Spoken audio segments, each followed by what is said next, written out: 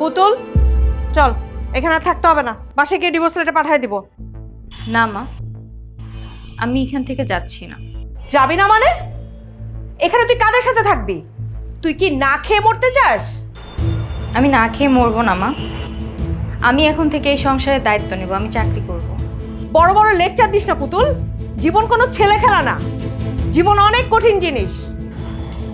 আমি জানি মা, কিন্তু আমার অসুস্থ স্বামীকে ফেলে রেখে অন্য পুরুষের হাত ধরবো যে এই শিক্ষাও তো আমি পাই নাই।